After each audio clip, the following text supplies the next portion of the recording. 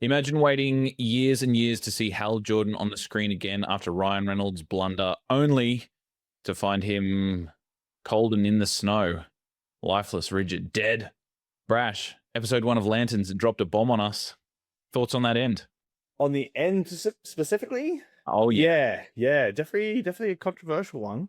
Mm-hmm. You're pretty much killing off like one of the most famous Green Lantern in the first episode. Absolutely. He's not only is he most famous, he's probably most beloved. Everybody had an opinion on his casting, especially with Kyle Chandler getting the role. They all saw that he was going to be older. And the showrunners kind of looked at that and they were purposefully looking at what they were going to do with his character in terms of the arc that he was going to take. But leaving him dead at the end of episode 1 was an extremely bold choice by the writers of this show. We have Tom King, Damon Lindelof, and Chris Mundy, who are very famous TV showrunners in their own right. So we're in good hands with the Lantern TV show after episode 1. But yeah, very bold choice to kill off Hal Jordan in the very first episode. And, you know, having it fly back to the moment where we saw him earlier back in 2006, where he's sitting on the same bleachers in the same position, in the same way, looking at the same field. So he's obviously got some connection to Rushville in Nebraska. And yeah, Hal Jordan no more. Yeah, well, with that ending too, when you see John Stewart driving to the stadium, you do see him drive past the Macon property. Yep. And everything's destroyed. Yeah. So burnt down and destroyed. Yeah. That's right. Yeah. So my sort of thing is possibly, and because Chef Kerry's still there and meets John, and they're actually pretty familiar. They embrace each other and everything like that. I actually have a feeling that, and I think a few other people have the same feeling that I've noticed, that it's possible that Hal settles down with Kerry.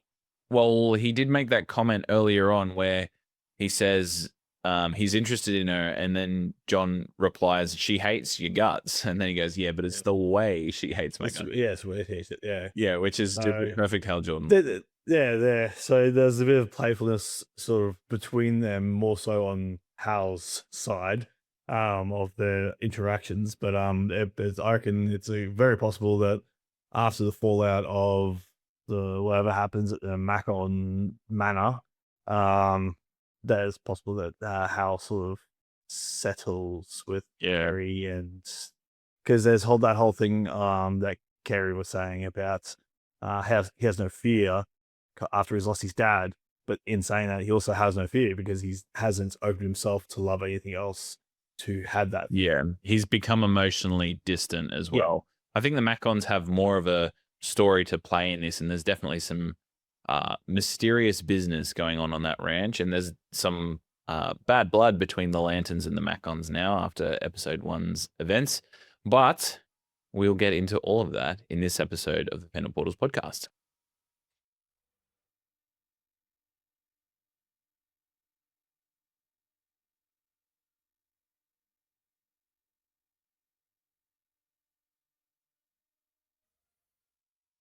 Welcome to the Fandom Portals podcast, the show that proves that the biggest pop culture movies have something to teach you. I'm Aaron, a teacher and a film fan, and today we're breaking down episode 1 of Lanterns. I'm joined by Brash. How are you today, Brash? I am very good. A little tired. A little bit. But ready to talk about Lanterns all the same. Glad you could join me. That's it. Saving my energy. We were talking before about Hal Jordan and his death. Obviously, recharge my battery. At the lantern, at the battery. Got to say the oath. Don't do it. Anyway, we were talking about Hal's death and how it was a bit of a bold choice by the writers. And I think it was especially poignant because not only is that character really well loved, but in this particular episode of Lanterns, throughout the runtime, he became my favorite character in the show. They made him really, really likable really early on. And in saying that as well, he wasn't likable because he was nice and really heroic and awesome to me. He was nice because he was kind of, for lack of a better word, arrogant and a little bit like he knew his job very, very well. He definitely fit the role of a Green Lantern, and he was not very keen to pass that mantle on to John, or at least not in the 2006 flashback and the 2016 flashback that we got to have a look at them through. I have a very different opinion to you. Really? That's What's your opinion of Hal? I sorry, it's not a different opinion of like how Hal's portrayed and what Hal's going through, but I think his motivations and why he is how he is right now isn't because of the fact that he doesn't want to give up being a Green Lantern or anything like that. I think it's because he's had a falling out with the Guardian. Well, that's not uncommon from the comic books at all. He's constantly at odds with the Guardians of Oa, and I think he even scoffs, correct me if I'm wrong, when John says that he was appointed by the Guardians or asked to take over from him by the Guardians, and Yep. and then that's when obviously Kyle Chandler's Hal Jordan mentions the fact that he was chosen, tells the story about Sur and how that sort of came about for him with the ring, but. Yeah, it's a very interesting sort of premise, and I don't know how I'd take it if I was working a job for a really long time and then was asked to train my very own replacement by my uppers. Yeah, so that might say a little bit about me too, but Well, and that's the thing. Like in the comics, it was the same though. It was a little bit different because the Guardians like but Hal was still fully with the Guardians, and fully with the Corp and everything like that, with the Green Lantern Corps. But yeah, he also in the comics was like they asked him to train, and John Stewart is like, this is gonna fail. He's gonna fail, and then John Stewart quickly doesn't fail. And then Hal Jordan and John Stewart become really good friends. yeah. So I think they're trying to travel in that same vein. The thing because this is a murder mystery TV show. Yeah, It's who got my done murder mystery. It's got my murder mystery juices flying. So I think there's great conspiracies, like besides what we've been sort of exposed to? exposed to and what has been zoomed in on. Like the greater thing, like when Sur was when Hal got the bring from Sur, and he's like, oh, I really he got the ring, like he was given the ring, and all of a sudden could understand the language. He's like, oh, I found it really hard to hear what he said next, blah blah blah, and it's sort of played off as a joke. I don't think that was a joke. I think he did that. He said that intentionally Because he didn't want to share what Sur said to him next. Perhaps because I think it's something daunting. to do with the Corp. I reckon it's something to do with the Guardians. And then because John was picked by the Guardians, and I think even like in the comics, the guys were observing him, and then they were like all of a sudden spraying on John. Hey, you can when he was sort of already in his like 20s. Hey, you're gonna be a Guardian. Whereas this time, he's been picked and he's in his 20s now, but from the reveal of how his dad seemingly like nearly every night or once a week would go out and shoot an apple off of his head. Yeah. I think he's been picked from birth. I would say that that's pretty accurate as well. But remember as well, Hal said that the Guardians and everybody in Sector 42, whatever it was, they don't want anything really to do with Earth. It's like a backwards planet. So the fact that Sur crashed on this planet, possibly purposefully, the farthest away from any Guardian's eye, and then chooses Hal to take over his lantern ring, asking him if he's afraid, perhaps he knew that a mission would be in the works where he would come up against the Guardians and possibly have to clash with them as well. But back to your point about John Stewart being chosen and then clashing as well. He is represented in this show as someone who's quite rigid, who is trusting of authority and trusting of procedures and processes. We see that when they're investigating the murder at the football fields. He obviously withdraws himself and lets the jurisdiction of the local police take over that sort of position, but he's also very eager to go in and act, prove himself, as it were. Very, very similarly in the comics, however, there is a small difference because John Stewart, when introduced in the comics, was seemingly adversarial towards authority figures, and that's kind of why he clashed with Hal Jordan a little bit. But I think in the end, that's going to be what bonds them, because I feel like Hal has something to teach John in terms of being less rigid, and Hal can learn something from John in terms of being able to trust somebody other than himself to do the jobs. So Yeah, and I think this is how it's going on the end, and I think the reason, well, there's been heaps of theories about Hal, and I'm not sure which one I like best. Now, what's going to happen with Hal at the end? Like, some people think he might come back as Spectre.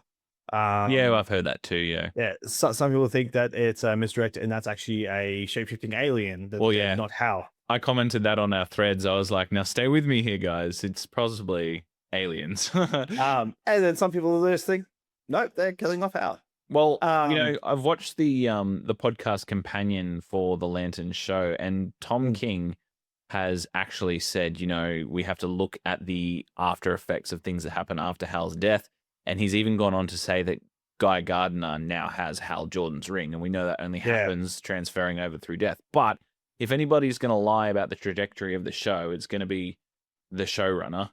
And to keep people engaged. and if he says if he says Guy Gardner has Hal's ring, it doesn't mean that the ring that Guy Gardner is using is Hal's, because realistically, Guy has already been a Green Lantern the years before Hal's death. Well, that's true, because the death takes place after Superman. That's correct. Yeah, and Superman made his first debut appearance in 2022 canonically in the DCU. So Guy has been active prior to that with a Green Lantern ring. So yeah, you're absolutely right. He would have had his own ring, or unless Guy Gardner intercepted the ring and is now keeping it contained so it can't travel to John or something. Because of reasons that we're gonna find out. Later, I just think it'd be too cookie cutter and clean for these showrunners who are responsible for things like True Detective and Ozark and all those kind of murder mystery shows, for them to be like, it all cookie cutter fits in the end because John gets a ring and Hal gets his ring, and they both get their rings together and they can both share the space and they learn to get along. And I just don't think that's what we're in for with these people at the helm. I think it's going to be a little bit more dark. I honestly, truly believe that Hal is dead, and we're going to be living in a 2026 and beyond through Man of Tomorrow with John Stewart, Aaron Pierre as our Lantern going forward, and John Stewart was like the main Lantern for in the early 2000s. Yeah, for a generation, absolutely. Yeah, in comic books and in Justice League as well, the cartoon. So which is fine. Like I grew up more with Hal, and Hal's always sort of been my favorite Green Lantern. First, this is because that's who I grew up with. And like he's always generally, besides that, like the animated series and the comic book series, that new generation, Hal has always been one of the founding members of the Justice League. Yeah, as well. So I'm gonna be really sad if Hal's just dead, gone after this series, and speak no more of it. That's gonna be really sad for me, because Hal's my favorite Green Lantern, and he's already fucking gone from the universe, not coming back. So, and then we're stuck with then we got John. Like, great, we got John Stewart, but then we're stuck with also Guy Gardner. But then also possibilities of them bringing which one was it? Kyle Rayner, Simon Baz, Jessica Cruz. No, Jessica Cruz. Bringing Jessica Cruz in, which would be really cool, because the most I've seen of Jessica Cruz is not a lot. Yeah. You see her in the Green Lantern newest, the latest, or whatever the latest Green Lantern movie was. She was in it. I believe. I'm pretty sure I saw her in it. And then other than that, she was in that TV show, the DC Super Heroines or something like that, where it's like all the female sort of heroes. It's all about the female heroes. And they're still in high school, and they all go to high school together, and that's where they meet. They create their own little group and stuff. It's actually a pretty good watch. But Jessica Cruz is in that as well, like one of the primary characters along with like Wonder Woman, Supergirl, and Batgirl and stuff like that. And Bumblebee, and that's a really good show. Yeah. But that's the most I've seen of Jessica Cruz, and I think even in comic books, like some of the recent comic books, Jessica Cruz is actually the head Earth Green Lantern. So Yeah, I'm not familiar with That'd the be latest, but yeah, that would be interesting to see as well. I think going forward, their plans are pretty secure with Aaron Pierre, but Guy Gardner has also been in every DC project so far, pretty much. So yeah. he's like the tethering, tying force between every project so far through James Gunn's continuation, at least. I think did he appear in the Suicide Squad, the most recent one? I'm not sure if he did or not, but yeah, he's definitely the tethering force. And I think, look, I really, really enjoyed the way that Kyle Chandler played this. And not only was he just really sort of charismatic in an arrogant way, but you could tell that he had some history that you could dive into as well, because we saw him in 1996 through the hologram, and he was obviously more optimistic. He was more open to mentoring John. He was also very questioning of his now more curious and closed self, which I found interesting as well. And I really liked that the showrunners gave us that glimpse of him, because that gave us the imprint that we could then compare everything that came through Hal too. So we'd look back and say, okay, so why isn't he like that anymore? He's not as chipper. What's happened in the process between that 1996 and 2016? Well, I reckon what happened in that 1996 and a week later, in that span of week, because they're meant to, because it's I think it's weekly. They're meant to update their AI avatar person in the ring. Yeah. Well, something happened to I make think it him was stop weekly. doing it and checking. Exactly. So something in that week from when something in that week from when he created that AI, and moving forward, he stopped updating that Yeah. AI with information. So that's almost like a going dark or turning off the surveillance Exactly. kind of deal. Yeah. So going dark, and I think more so removing himself. That was him sort of stepping back and sort of removing himself from the Guardians. Yeah. And maybe it has something to do with Sinestro in terms of their treatment of Sinestro, because obviously we know from the comic book Sinestro is a mentor of Hal. He's still conversing with Hal through the prison. We know that from the trailer as well, which we've broken down as well. You can get that in the show notes below and through the title card here if you want to go and look at our reaction trailers for Lanterns. But yeah, I'll be interested to see how the relationship with Hal and Sinestro develops through this, and whether that has anything to do with his change in demeanor, we'll say. yeah.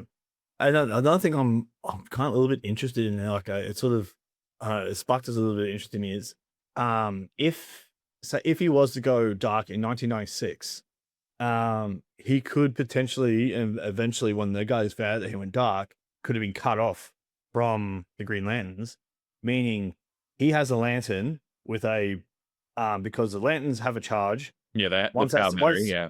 yeah, that powder battery. Once the lantern's empty, they have to go back to ore to recharge the lantern. Hmm. Hal has been very careful with the amount of energy he uses for his constructions. John's been like, "Oh, why don't you do this? Why don't you do this?" And he's like, "No, you have to be." And that's when he's like, "You have to be smarter, work smarter, harder." With thing. So he made like a $20 bill, a nothing amount of energy to get a jukebox, to play music over and over again, to get himself caught, to go to prison, to try and talk to the prisoner. Alien, yeah. Alien. a bottle cap, that was just him being cheeky. That was just I think a bottle thing. But yeah. he hasn't, besides protecting everyone from the explosion, he hasn't used his ring for anything big.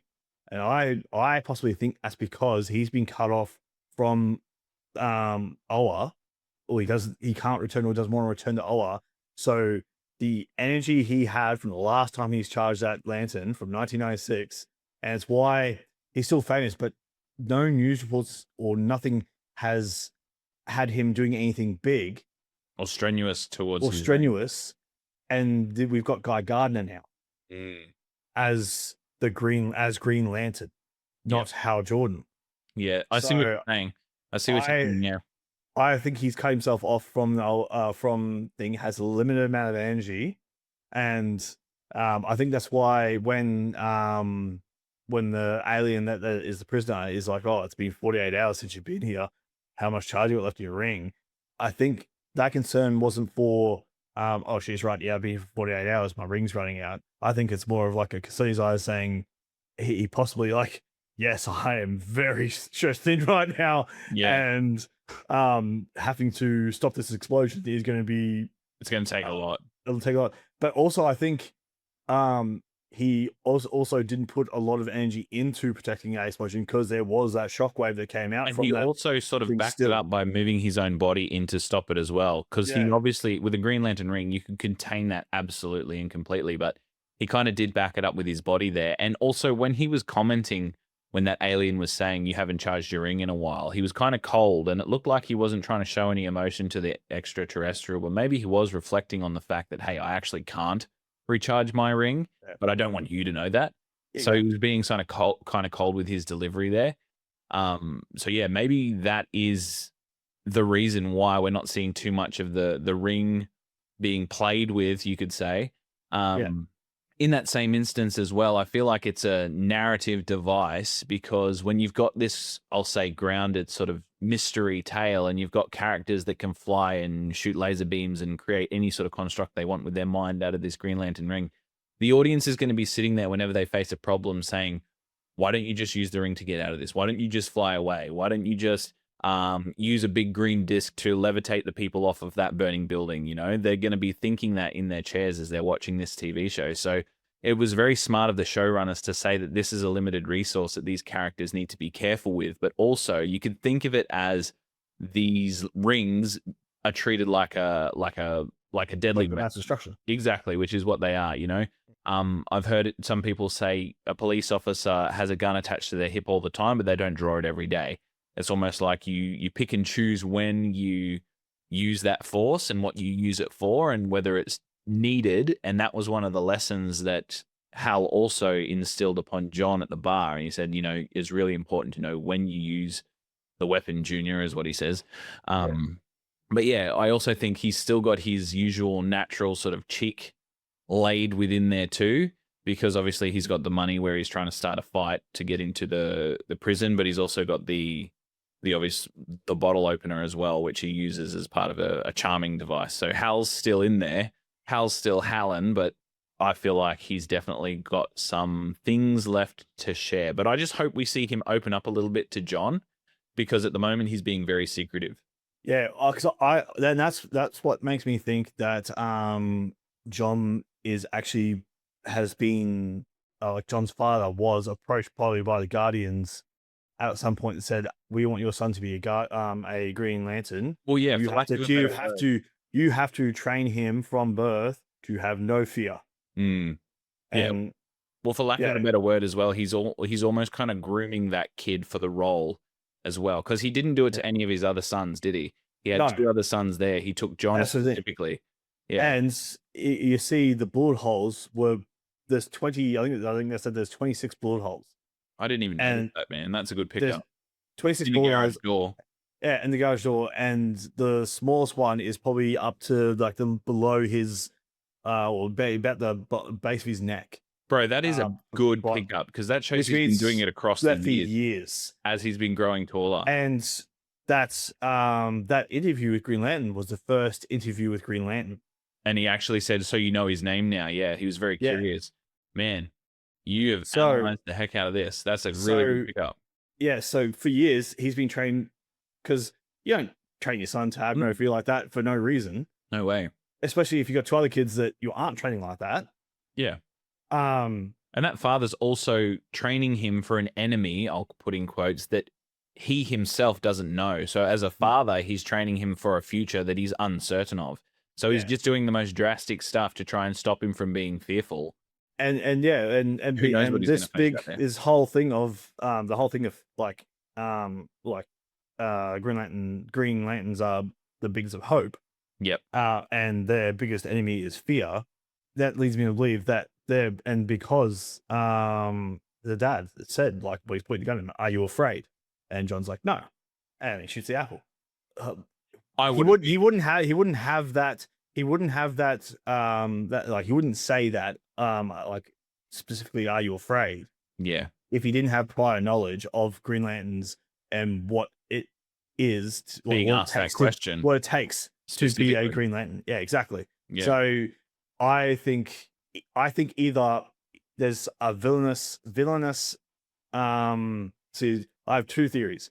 There's either a villainous Lex Luthor-like company who knew about Green Lantern before Green Lantern became a thing, who have been tracking Green Lantern, and they have found out all this information about Green Lanterns to a point where they're like, "Ooh, we might be able to manufacture or create someone who will become a Green Lantern, um, by training someone without, like a kid from birth to have no fear."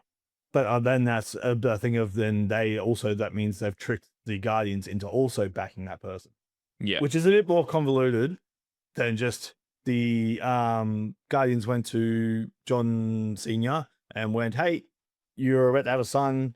We want you to train him to have no fear, so he can be our next Green Lantern." I think it's that one. Because that way we have because they've had two lots of Green Lanterns. They've had the Manhunters, Mm. and then they've had the Human Lanterns. or the just what do you call them? Life forms, we'll say. Life form, yeah, the living ones. Just the normal people Lanterns. Yeah. This way, someone bred from birth to be a perfect soldier is that sort of joining of still human, but Rigid programmable, enough and programmable, yeah. programmable as a person to be that sort of perfect mixture of controllable but still able to distinguish themselves right from wrong, which was what the Manhunters had an issue with. They knew that's against the law, that's not against the law. How do we fix that? We kill them all, and then that way no one's breaking the law. To someone who's like, all right, Guardians are telling me to do something, I'll do it. Yeah. And I feel like John is that kind of, or he's been presented to us as that rigid rule following individual. So you can see the alignment that they're going down in that pathway there with the Manhunters too. Yeah, I think. And then the fact that if Hal is dead and John didn't receive that ring, there's been something in there where I reckon that Hal and John have warmed up to each other, and John and Hal have both realized that, oh shit, they're trying to manipulate John, and John's sort of been snapped out of it.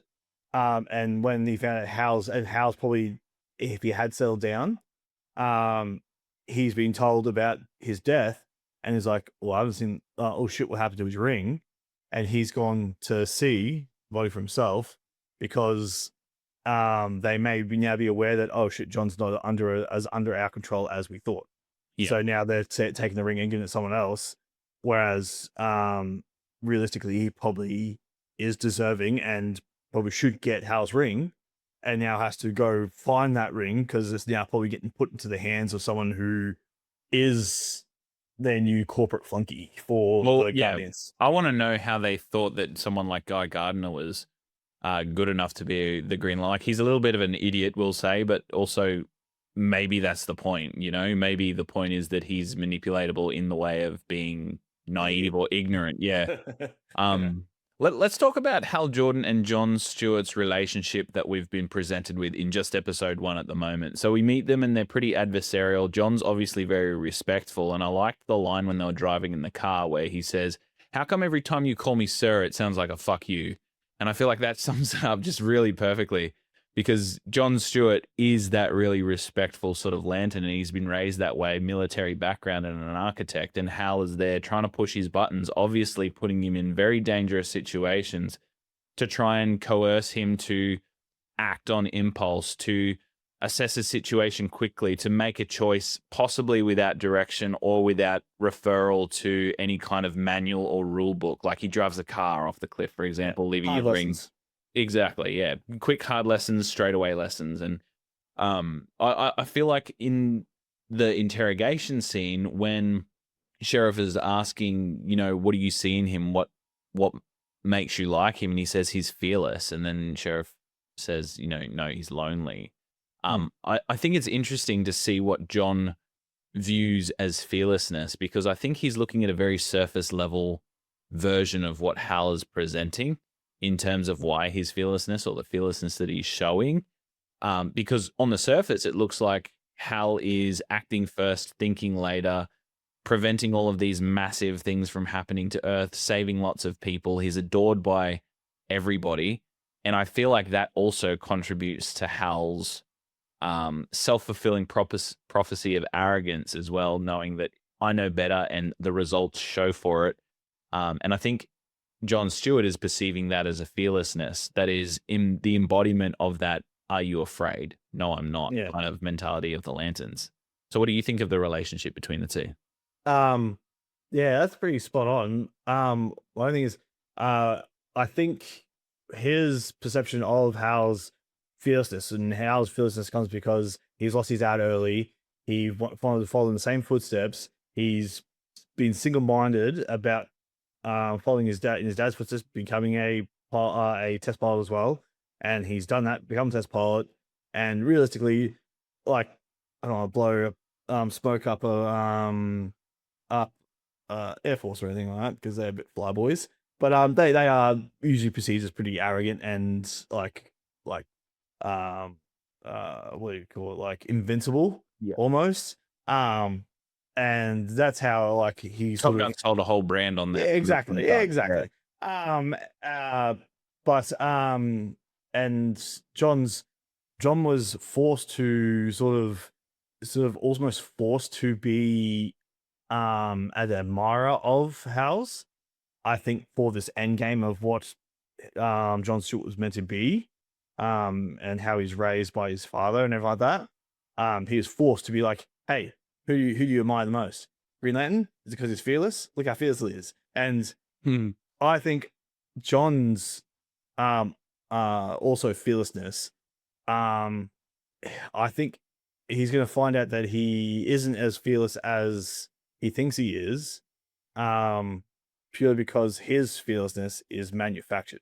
Yeah, I see what you're saying. So everything that he's been trained for is manufactured through practice and repetition, whereas Hal's is through personal tragedy. So Hal's version to prevent this is to be fearless and close himself off, show himself off. Yeah. Single-minded. I'm going to be a test pilot like my dad and do crazy shit in a plane. Yeah. Just like him. And I'm not going to give a shit if I die or not, because what else have I got to live for? I've lost my dad, and I'm assuming he doesn't have his mum, I guess. I don't know. Yeah. Because like, there's like, oh, ever since I lost my dad, I've been fearless. Like, what about your mum? Yeah. But so maybe he's already lost his mum, and then he loses his dad, and that means he lost everyone. And that's what forced him to become like, look, I don't give a shit anymore. I'm just going to do what my dad did and be the best test pilot, better than my dad, and I'm going to do crazy shit that like same that he's did and not die. Yeah. And blah, he just and that's his fearlessness, and that also equates to, as Kerry said, loneliness, because I think at the start it was because you see him at the start, his interview, he's a lot more brash and boisterous, and he's almost prideful as well. Prideful, my ego, and and everything like that. I got picked to be the Green Lantern because I'm fearless, blah blah. They asked me if I was afraid, and I said no. And that kind of stuff. And then when you see his 1996 1996 was the 2006. Yeah. 2006. Wait, when was the hologram? The hologram. You saw 2006. Everything is in 10 years, which is also a thing. But in 2006, when you see the hologram, I actually saw him as actually he seemed fearful to me, especially when he heard that the rain is falling in Rushville, Nebraska. But even he's like, oh no, he's like, oh no, am I dead? Like, and then he's like worried about his ring. He's like, wait, why have you got my ring? He's still youngish and like lithe, but there's that. I just sense this like tone of like sort of that sort of bravado. The bravado he had in 1999 has dimmed to a point where he's a bit more sheepish in a way. Yeah, he's more toned down. He's more sheepish. It could be just from maturing. But for me, it seemed like a lot more like shit's happened between 1996 and 2006, where he's not as confident in himself anymore. Yeah. And I think that's if we're going And to go, that might be because it's Sinestro. yeah. And I think because if we're talking about that maturity as well and that manufactured fear that John Stewart has, that would have definitely made him grow up quicker or mature quicker to the point where, so he's in his 20s or something when we first meet him in the, 22. yeah, 22. So he's going to make some silly mistakes. And we kind of see that as he's going through and he picks up that woman from the bar and it ends up being McConn's wife. And then him and Hal have that interaction. That's one thing I was a bit. You was didn't not like it? No, well, because I thought it was being used. I know how they're using it. They're using it for a reason. I For think him they to use do it it that to way. show John's not childishness, but the fact that he's still a young person who can still make mistakes, even though he's being shown and portrayed as this rigid guy that follows the rules all the time. That may seem like he knows a lot of things, but he's still Yeah. at heart just a man growing up in his early 20s who's trying to figure stuff out. And obviously he's succumbing to the impulses of a man in his early 20s, you know? Yeah, but for me, they're like that sort of. I find John Stewart to be more proper and Yeah. like he doesn't seem like the type to just pick up a girl from the bar. Yeah. Well, in the Sort comic of books, thing. he's actually older than Hal Jordan. So I can see where that's sort of coming from. And every iteration that we've had of him has been that rigid sort of side of it. This is Stoic, sort of, probably, yeah. the youngest version of John Stewart that we've ever had. But I kind of like that they showed that he still makes those little kind of mistakes that he goes through and the consequences of those that he doesn't foresee in the long run. So Oh, and how it came back to bite him. I saw it more. I saw it more as a storytelling Trope. or Yep. something to move the storyline along. Whereas because you see him make mistakes when you see him rush off and try and chase down like he tries to go arrest the alien and he messes that up, and like those I like seeing Hal's those calmness mistakes. in that is just so mentor stoic Yeah. as well, where he not mentor stoic, mentor arrogant, I'll say, where he's just like, go ahead, make the mistake. I'll still eventually he knows that he's kind of got time on his side in terms of the fact that if that guy's caught, he's gonna be going to jail and I can do what I need to do when he's in that place anyway. I don't need to talk to this guy right now. So that comes from investigating a lot of different sort of situations and knowing the routines and the practices that you might need to manipulate in order to get what you want out of it. But we have a video on Arrogance in regards to this episode as well with Hal Jordan. You can see it in his show notes and also in the title card as well. But we sort of talk about the fact that Hal Jordan in this space learns his arrogance through his success. So obviously he's emotionally closed off, but every time he's arrogant in this episode, at least, he's been correct. So it's been a self-fulfilling prophecy where he's like, I bet you that guy's an alien. I just have a hunch. And it ends up being absolutely true. But the nuance of the way he interrogated that alien is perfect because he's like, really? You, a Nebraskan from the Midwest, has no opinions on Barack Hussein Obama? And he just starts to ask all this surface level questions and then goes deeper with so he's very good at his job and to the point where he's developed this sense of arrogance and it kind of makes him question, should I even listen to external forces when it's just wasting time? I kind of know what to do anyway. So, yeah, I want to see how that character develops and how his relationship with John develops over the course of the season. Sad that we're probably not going to get him in any timeline after 2006, though. That's a bit of a shame.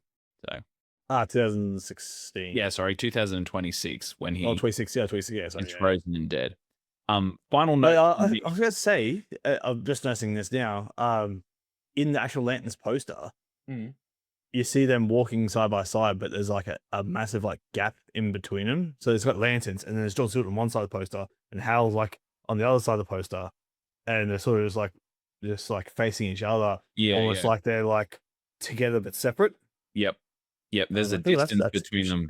That's maybe and other ones I've seen as well. Yeah, other ones I've seen as well have Kyle Chandler's Hal Jordan at the front, and also Aaron Pierre behind him, looking over his shoulder, almost giving him like the devil's look, just leering him up and down. But I think my final thought for this was, as much as it pains me to see Hal Jordan potentially dead, I did really love seeing Kyle Chandler next to a football field again. just like Yeah. he was in Friday Night Lights.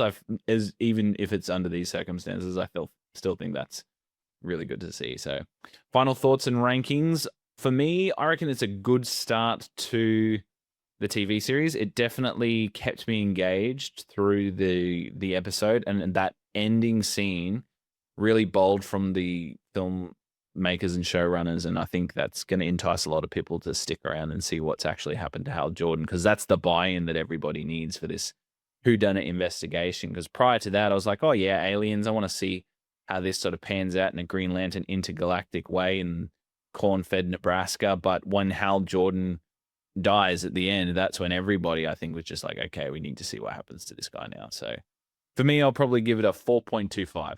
I'll say as a season opener. What about yourself? Yeah. I know because I wouldn't say it dragged. That there was enough in between to keep it going. Yep. But there were sort of scenes where I was like, oh, yeah, okay, come on, yeah, move on. But yeah, I think that's what the first episode needed, though. The first episode sort of needed to get all like the sort of some of the Lord drops and get some of that ick stuff off before now bang at the very end, the hard hitting Hal's dead, 2026 Hal's dead. What happens? Now it's become the more engaging thing where it's like, yes, okay, sweet. I'm now invested into seeing what happened to Hal. Some part of me, because I'm seething mad and they've killed off like my favorite Green Lantern. So I want to know why. Give me the reason why you're doing this. You saw that. I was like, what? Like, yeah, they did it. And I was like, nah, he's not dead. He's just, and then there's a bullet wound. I was like, okay. Yeah. I went straight to the delusion of like, that's not him. Yeah, 100%. It was just that's not him. That's not him. Alien, shape-shifting alien. Like, for sure. There's no way. There's no way. That's Hal Jordan. There's no way. But that's a good audience reaction. That's 2 for 2 on this podcast. So yeah, really good. But yeah. So all in all, great. And with his death, I'm interested in seeing what happens between 2016 2026. And then also interested now and happy because I feel like once I saw it, I'm like, oh, they may end the season at catching up to where they ended it on the first episode. So they catch up to 2026. And so you sort of know the backstory up to 2026. And then maybe the next season is about them finding out who killed Roger Rabbit. Yeah. So, but it looks like it makes more sense now that they're actually still going to tap into 2026 and uncover what happened to him in this season, which will also be really good. I want to see. So I'm getting a 4 out of 5. Very good. So a really good score. But yeah, to add on to that, just before we sign off, Damon Lindelof, the showrunner for this one of the writers, he wrote Lost, and we know Lost was really good at doing those time jumps before and after. Yeah. So I think we're going to experience a little bit of that going forward as well, where we're jumping through 96, 2006, 2016, and then eventually 2026 at the very end. Yeah. How they piece that together in a puzzle, it's called a differing narrative structure is how we teach it to primary school students. So they're definitely using that, we'll say. But all right. Yeah. In our sign-offs, thank you so much for joining us here on the Fandom Portal's breakdown of episode 1 of Lanterns. We'll be here next week with episode 2 with our breakdowns as well. Please feel free to subscribe to our YouTube. And also, if you would prefer to listen to this, we are on all podcasting platforms, specifically Spotify and Apple. That is where you'll find our lovely voices and our amazing show. Please feel free to follow those there as well. All right. Thank you, everybody. This is Aaron signing off. Keep learning, keep growing, keep loving fandoms, and we'll see you in the next portal. Bye. Bye.